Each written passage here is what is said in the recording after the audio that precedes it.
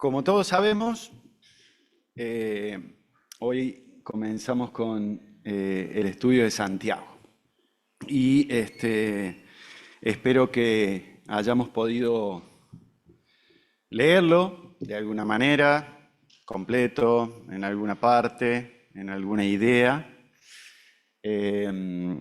Y bueno, la verdad que es un lindo desafío que tenemos por delante y queremos comenzar a caminarlo, a desandarlo, para poder tener una experiencia diferente.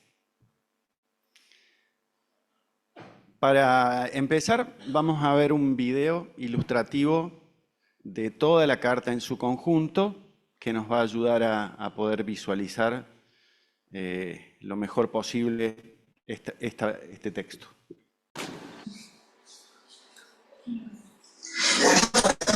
O por lo menos ese es su nombre en español. Si miras el griego, verás que el nombre es Jacobos, lo que traduce su nombre hebreo, Jacob. Y por eso, la mayoría de las traducciones antiguas y modernas le dan el nombre de Jacobo, y así lo llamaremos en este video. Hay muchos Jacobos en el Nuevo Testamento. Dos de ellos pertenecen al círculo cercano de los 12 discípulos de Jesús, pero esta carta viene de Jacobo, que fue el medio hermano del mismísimo Jesús. Conocemos la historia de este Jacobo por el libro de Hechos y por las cartas de Pablo. Después de que Pedro salió de Jerusalén para empezar nuevas iglesias, el medio hermano de Jesús, Jacobo, se levantó como un líder prominente en la iglesia madre en Jerusalén. Estaba compuesta en su mayoría de judíos mesiánicos o cristianos. Esta fue la primera comunidad cristiana de todas, y sabemos que tuvo tiempos difíciles durante los 20 años que Jacobo fue su líder. Hubo una hambruna que llevó a la región a una gran pobreza, y esos judíos mesiánicos estaban siendo perseguidos por los líderes judíos en Jerusalén.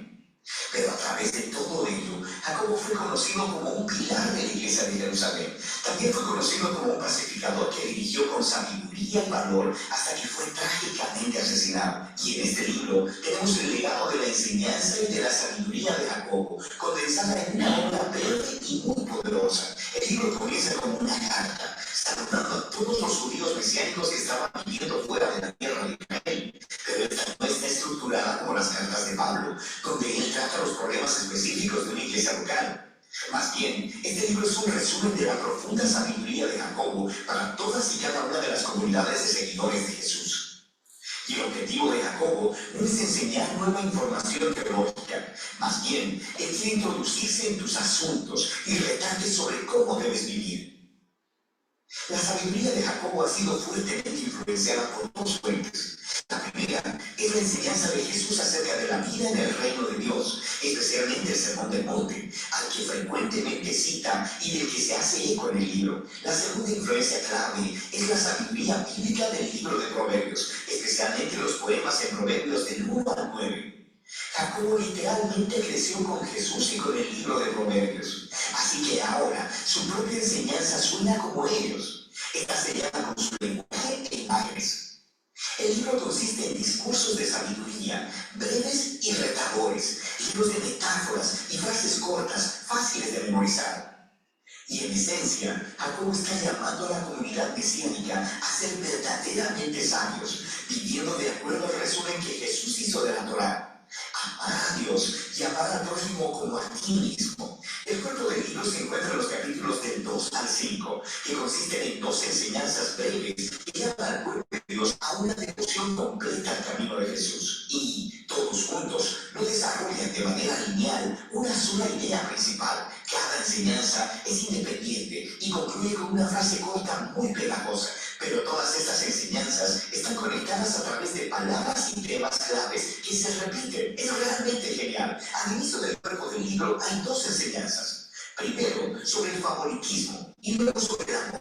Jacobo expone cómo tendemos a mostrar favor a las personas que pueden beneficiarnos, mientras que ignoramos a aquellas que no pueden hacerlo, usualmente porque son necesitados. Jacobo Jacobo dice que esto es lo opuesto al amor, como Jesús lo definió. Él continúa mostrando cómo luce la fe y cómo no luce la fe. Si alguien dice que tiene fe en Dios, pero ignora a las personas que son necesitadas o pobres, la fe de esta persona está muerta, dice él.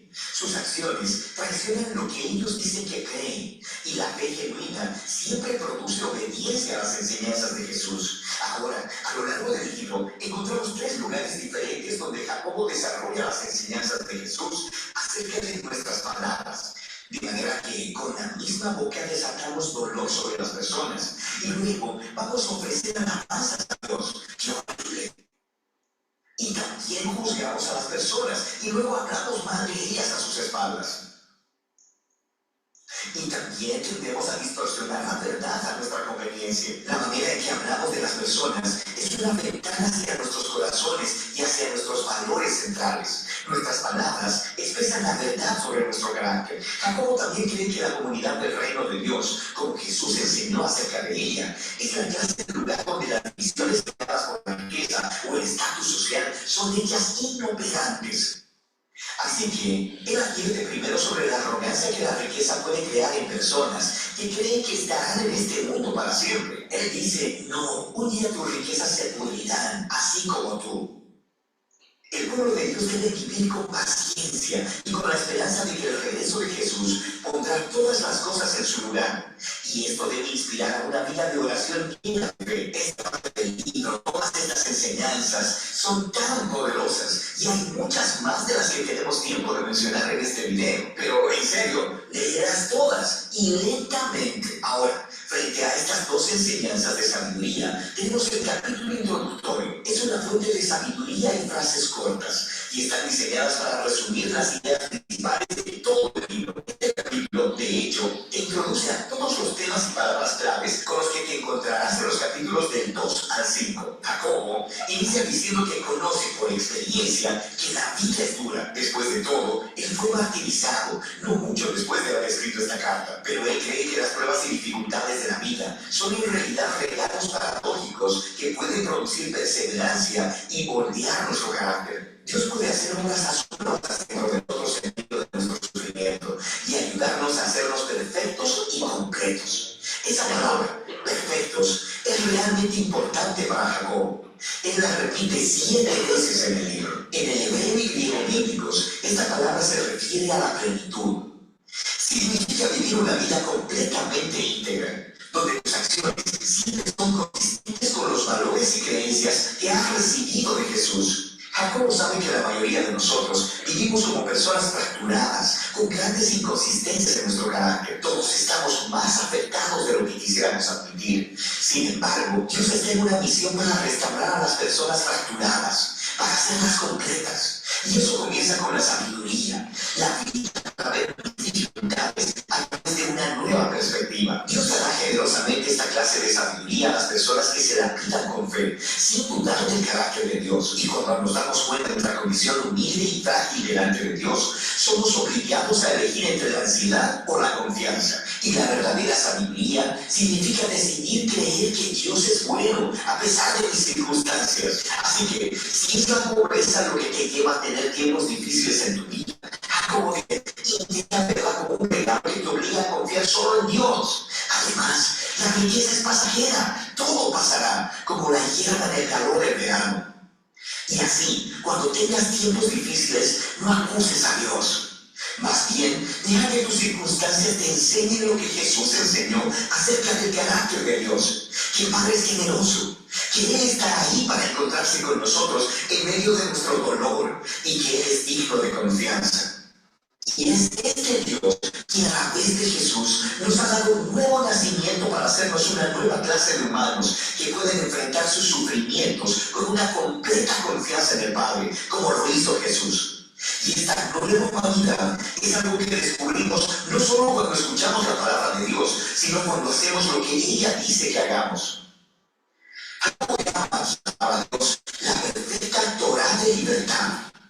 Él se refiere aquí al más grande mandamiento de la Torá, que fue pasado a nosotros a través de Jesús, que Él nos libertó para amar a Dios y a nuestro prójimo. Y Jacobo muestra de manera práctica cómo luce esa clase de amor. Significa hablar a otros de manera bondadosa y amorosa. Significa servir a los pobres. Y significa vivir en completa devoción exclusiva a Dios. Ahora puedes ver cómo este capítulo inicial contiene todas las palabras e ideas que se exploran con mayor profundidad en las dos enseñanzas de los capítulos del 2 al 5. Jacobo se empapó de la sabiduría de Jesús y de los proverbios. Y en este libro nos ha dado un gran regalo de su propia sabiduría. Este es un golpe en el estómago, hermosamente diseñado para aquellos que quieren seguir a Jesús. Y de eso se trata, el libro de Santiago o Jacobo.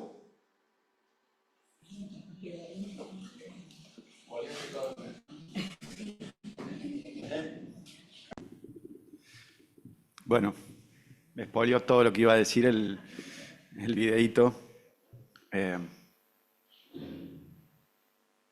Bueno, como verán, tenemos un camino más que interesante por delante, porque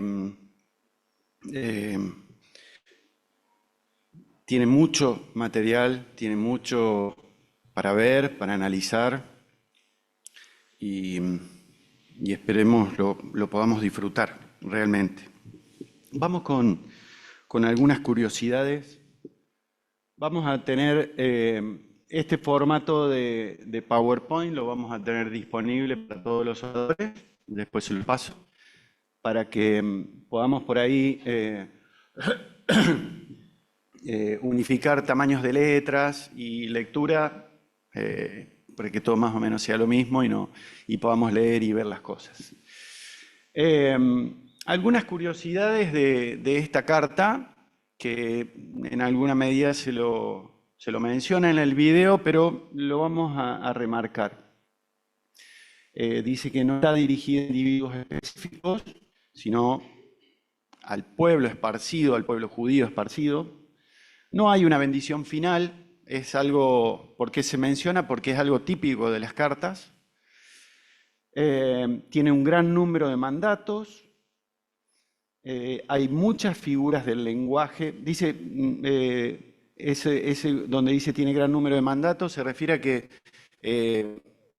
si agrupamos todo el libro en 2 versículos, de a 2 versículos hay un mandato cada 2 versículos aproximadamente. Hay muchas figuras de lenguaje y analogías. La otra.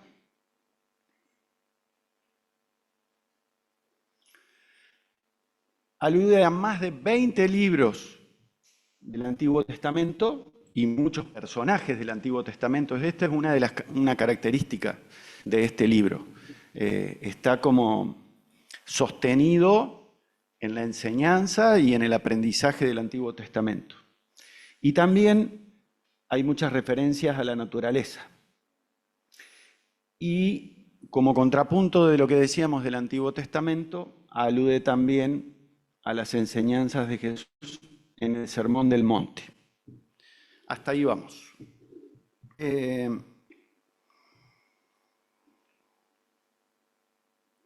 Lo primero que me pregunté, porque lo que intentamos y charlamos en el equipo fue que esta introducción no sea meramente una cuestión geográfica y de contexto, sino de poder encaminarnos hacia un lugar o hacia un punto en el cual podamos observar la Carta de Santiago a lo largo del desarrollo de todas las exposiciones que vamos a tener. Y lo primero que se me ocurrió fue preguntarme, ¿quién es Santiago? Y en base a lo que vimos, si en el videito, les pido que me ayuden. ¿Qué decía el videito, en cierta manera, o si leyeron, quién era Santiago o Jacobo? ¿Hermano de Jesús o medio hermano de Jesús? Bien, bueno, ¿no? Porque ahí hay una discusión importante. Medio hermano de Jesús.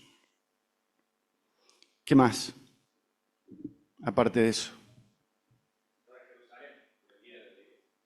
vivía en Jerusalén y era el líder de la iglesia de Jerusalén. Bien, murió como un mártir, lo mataron. Bien, su contexto es el inicio de la cristiandad. Exactamente, que se produce en una diáspora por allá por el año 40, y les...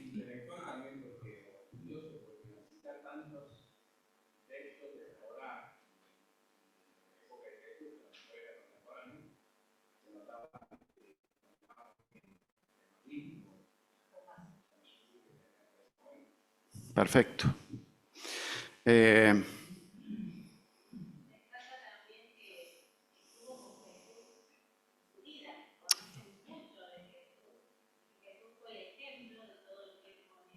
Ahí está.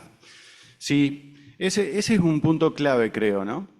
Entre todo lo que hemos dicho, algo que no debemos perder de vista es eso, ¿no? Él fue medio hermano de Jesús y compartió la vida con Jesús. Y eso me viene justo un pie para algo que quería compartir con ustedes. Dice también, o de lo que vimos, es que la carta fue escrita antes del Concilio de Jerusalén, allá por el año 49 después de Cristo. Una particularidad de la carta es que fue escrita en griego, ¿sí? Santiago tenía, según lo que dicen, un lenguaje, un manejo del idioma griego muy bueno, muy bueno.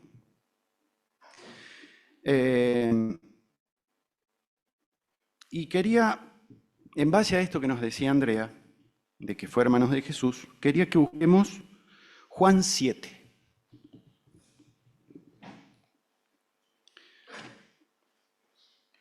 ¿Por qué me interesa esto de saber quién es Santiago o Jacobo?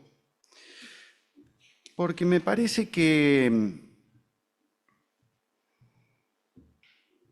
ahí en ese punto, podemos descubrir en Santiago, tal vez es una imagen personal que tengo de aquellas personas que han escrito algún libro de la Biblia, pero es como que los tenemos ahí, ¿no? O sea que son personas obviamente que elegidas porque fueron inspiradas por Dios para escribir el libro, pero en cierta medida los ubicamos en un lugar tal vez como intocable o como personas superiores o como personas que tienen otro lugar diferente al nuestro. Y entonces, esta carta evidentemente escrita en el año 49 después de Cristo, yo lo que me empecé a preguntar fue eso que nos decía Andrea. ¿Quién es este Santiago, este Jacob? Medio hermano de Jesús, que transitó toda la vida de Jesús, podríamos decir, como espectador o como una persona cercana a la vida de Jesús, y que llega a este momento, a este punto, donde escribe la carta, que tiene estas características que mencionamos acá, que era un intelectual, que era el líder de la iglesia de Jerusalén, un tipo que fue martirizado por sus creencias, obviamente,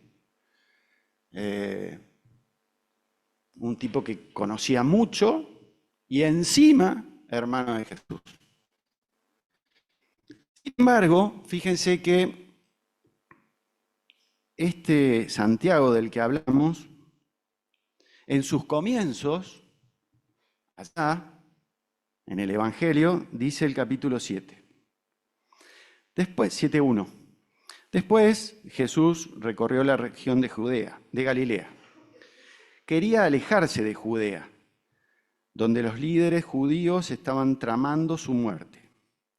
Pero se acercaba el tiempo judío del Festival de las Enramadas, y sus hermanos le dijeron, conocemos que sus hermanos son 4, no me pidan que los nombre, pero son 4. Y en principio 2 hermanas también, o sea que eran 6. ¿Está bien? Eso dice, no sé, yo no soy muy estadístico. Sí, es lo mismo. Bueno, pero la cuestión es que siempre habla de sus hermanos. El texto bíblico no habla de sus hermanas, habla de sus hermanos. Dice que sus hermanos le dijeron, podríamos presumir que son los otros 4 y que Santiago está ahí, dentro de ese grupo. Sal de aquí y vete a Judea, donde tus seguidores pueden ver tus milagros. No puedes hacerte famoso si te escondes así. Si tienes poder para hacer cosas tan maravillosas, muéstrate al mundo, pues ni siquiera sus hermanos creían en él. O sea que Santiago, en sus inicios, habrá sido un judío piadoso, pero no creía en el Mesías. Fíjense, tal vez hay algún polo opuesto, más lejano incluso, pero este me pareció muy ilustrativo para que podamos ver en Santiago nuestra vida. Esa vida de incrédulo, esa vida de no creer en el Mesías, de no apropiarse de sus milagros y de sus promesas, y luego un Santiago transformado en líder de una comunidad, en este caso de Jerusalén, en una persona culta, en una persona que manejaba idioma, en una persona intelectual, formada. Y en este sentido, es lo que les decía antes, que el texto bíblico nos iguala. Porque esta puede ser tu historia y la mía. No hay grandes diferencias. Tal vez algunos desenlaces o algunas cuestiones que fueron marcando la vida. Evidentemente, Santiago, un tipo incrédulo, como vos y como yo, fragmentado, como decía el video, de pronto comienza a escribir y desarrolla esta carta, inspirada por Dios, donde se ve una transformación, donde se ve que hay un proceso, donde se ve que hay un caminar, donde se ve que no aparece algo instantáneo, sino el proceso de comenzar a creer. Tal vez,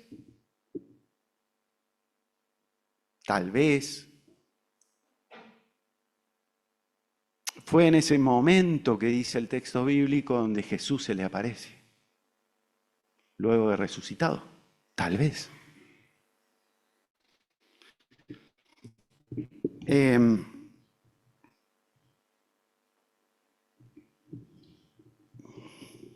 Creo que esta transformación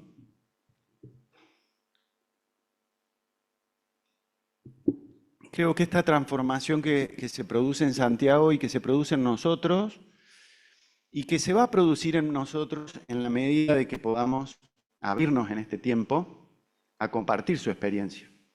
Santiago nos plantea una experiencia. No nos plantea ningún texto literal. Santiago nos plantea una experiencia. Esta transformación de la que hablamos es lo que le permite a Santiago poder escribir esta carta, poder ser líder de la iglesia de Jerusalén, poder posicionarse en un punto en el que Dios lo pone, en el que Dios lo elige para escribir una carta. Y también puede ser la historia nuestra. Porque evidentemente Santiago decidió esto. Santiago decidió esto. Tomó su decisión. Dios le habrá preguntado. Jesús le habrá preguntado, ¿quieres esto?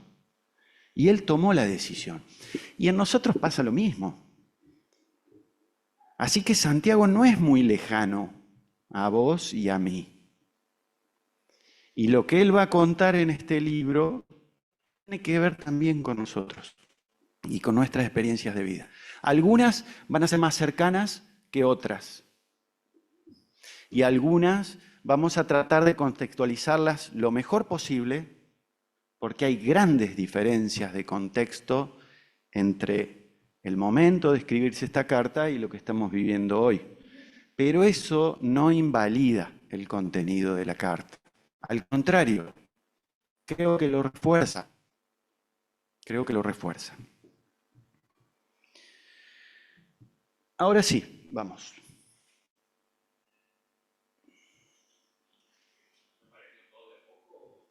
No, toca el botón nomás y aparece. Ahí está. Ahora sí vamos a Santiago. Vamos a Santiago 1:1.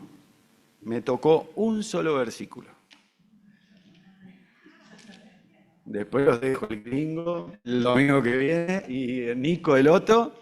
Vieron que decía, ¿no? El capítulo 1 es el fundamental. Bueno, ahí lo tienen. Vamos a Santiago. Bueno, ahora, viendo cómo describíamos a Santiago nosotros recién, ¿sí? ¿Vieron? Medio hermano de Jesús, intelectual, qué sé yo. Ahora vamos a ver qué dice Santiago de él. ¿Sí? Vamos a leer. Dice, yo, Santiago, esclavo de Dios y del Señor Jesucristo, escribo esta carta a las 12 tribus, los creyentes judíos que están dispersos por el mundo, reciban mis saludos. Acá, sin dudas, que hay un ejemplo de la transformación. Podría haberse presentado, capaz yo lo hubiese hecho. Yo soy hermano de Jesús. Sí, una etapa. ¿Eh? Sí, claro. ¿Viste? Vas a la sinagoga ahí, ¿y vos quién sos? Papá. Podría haberlo hecho. Sin embargo, fíjense cómo se presenta. Esclavo y siervo. Esclavo y siervo. Una de las claves de la enseñanza de Jesús en el Sermón del Monte. Una de las claves de las enseñanzas de Jesús en el Sermón del Monte. Le pone igualdad, o mejor dicho, a Jesucristo lo pone en igualdad de condiciones ante Dios, siendo que en una época no le creía. Ahí hay una transformación. Ahí hay una transformación. Y le escribe a aquellas personas que sin duda, él conocía. ¿Y por qué digo esto? Digo porque él se hace eco, se hace piel, carne, de lo que estaba pasando esa gente que estaba lejos de su pueblo. De aquellos que estaban dispersados por todos lados, producto de la guerra, producto de la hambruna, que tuvieron que irse a otros lados para poder conseguir comida. Él también vivió eso y lo estaba sintiendo en carne propia. Y por eso él escribe a estas 12 tribus. No le escribe puntualmente a una persona ni a una congregación, no, le escribe a las 12 tribus. Vamos a la siguiente. Como les dije hace un rato,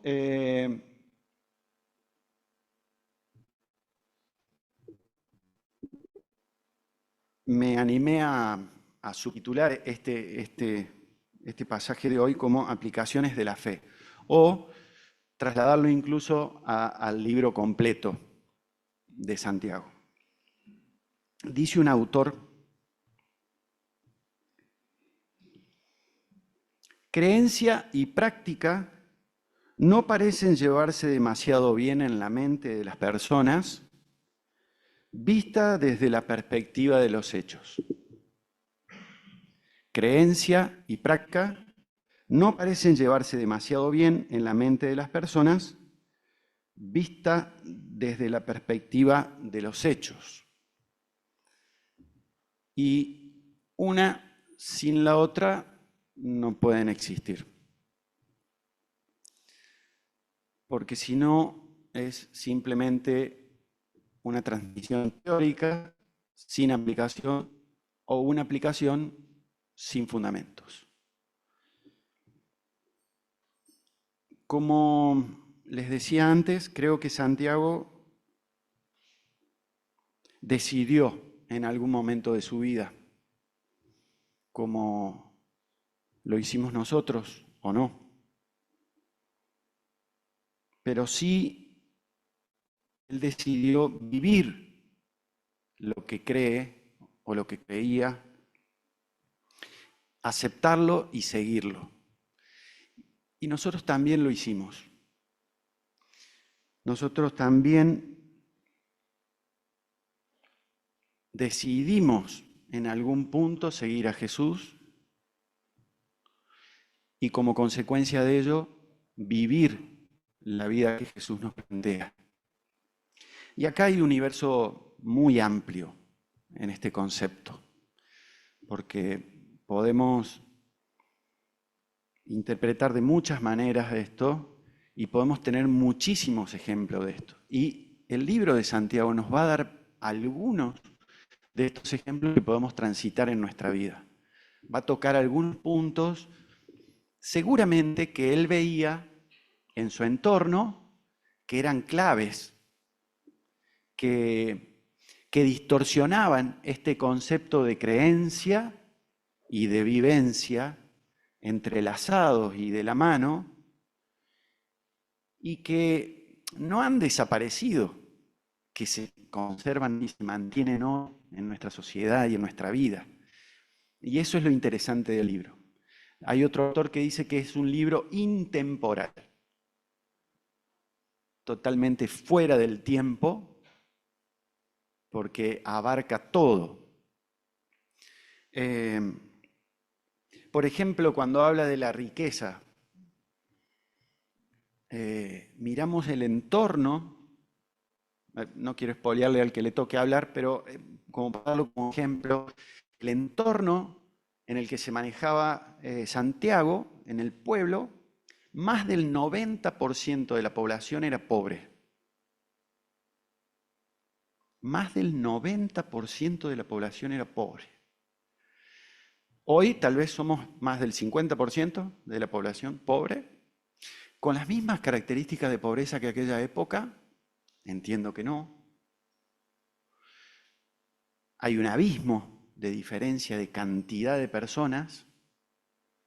Sin embargo, la definición de rico y de pobre es un hilo muy delgado que podemos analizar.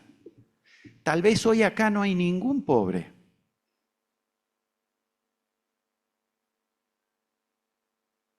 Y si no somos pobres, ¿qué somos? Ricos.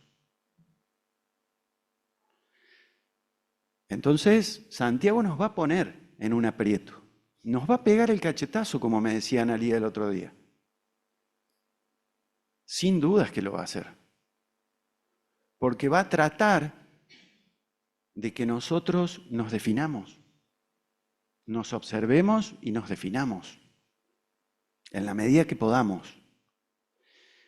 Y creo que también es un buen tiempo para pedirle al otro que nos defina. Para pedirle a mi amigo,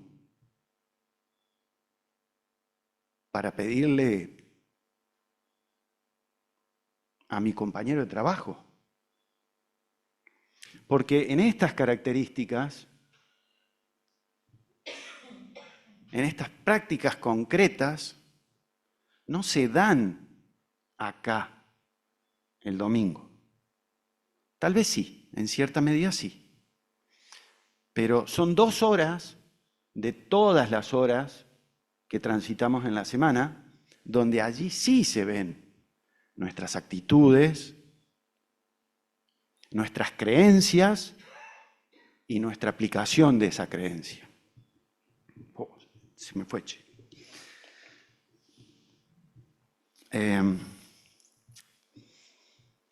Decía que es evidente que este tipo de cartas no son simplemente transmisión de ideales morales y cristianos.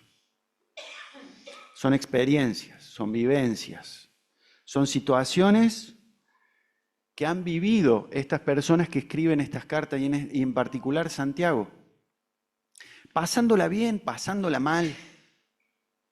No es una carta que está escrita en las nubes, sentado, inspirado por Dios, en un escritorio de oro, donde va dibujando las letras. No, es una carta escrita en el polvo en el que estamos metidos.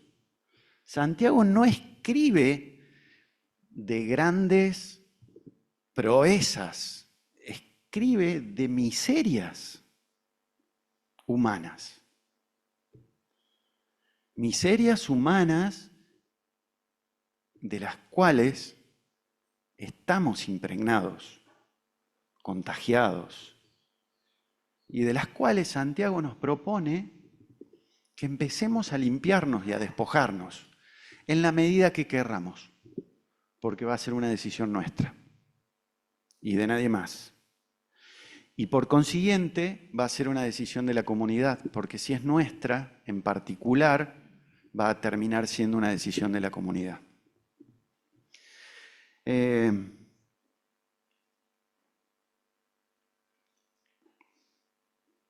Y en este marco, después mis compañeros de equipo los domingos que vienen van a poder refutar lo que digo, pero en este marco es que planteamos este estudio de Santiago, con este tipo de objetivos.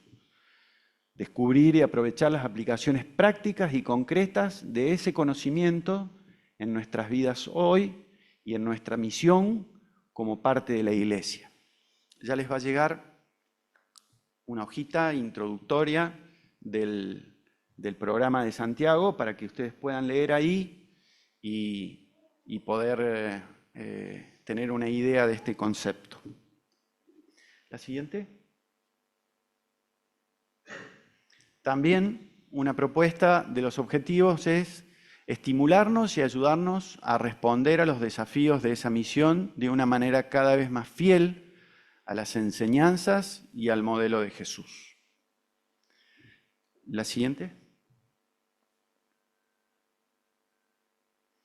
Crecer como iglesia de maneras concretas en hacer discípulos y resaltamos este punto, vivir la fe en Cristo en nuestros contextos cotidianos. Eso era lo que quería decirles recién. Santiago no nos plantea el problema del pueblo que quedaba del otro lado de la colina. ¿Sí? Nos plantea los problemas de su pueblo, de su vivencia. No nos plantea el problema de la República Oriental del Uruguay. Nosotros tenemos problemas acá, ni de Santa Fe, ni de algo alejado. Tenemos que mirarnos nosotros. Santiago lo hace, y cuando lo hace, empieza a reconocer estas miserias que tenía impregnada en su vida. ¿Se habrá podido librar Santiago de esto? ¿Habrá podido llegar a su final haciendo honor a estas palabras que escribió?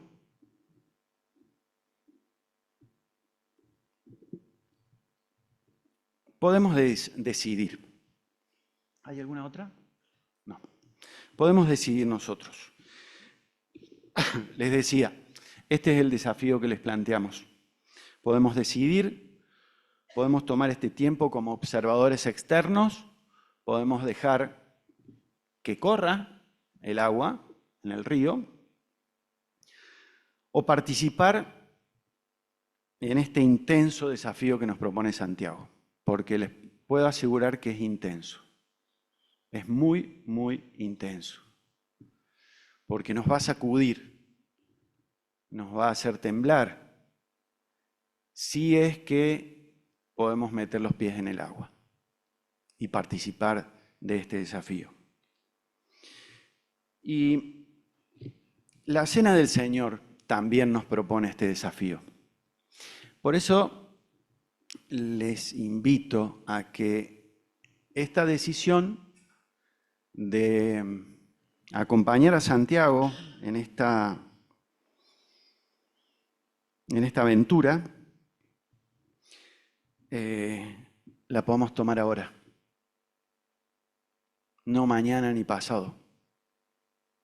La podamos tomar ahora, en unos minutos de silencio que podemos tener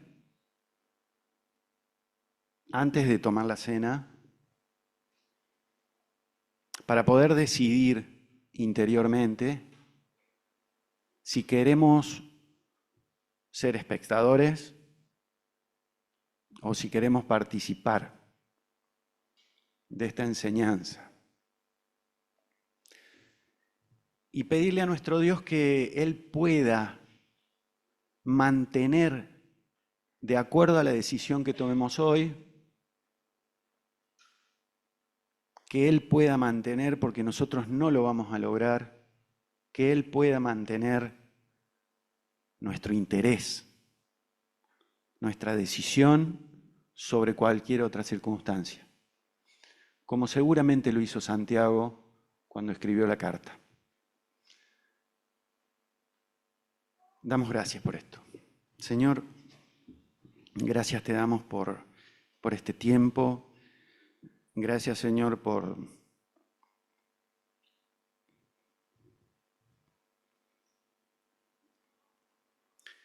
acompañarnos,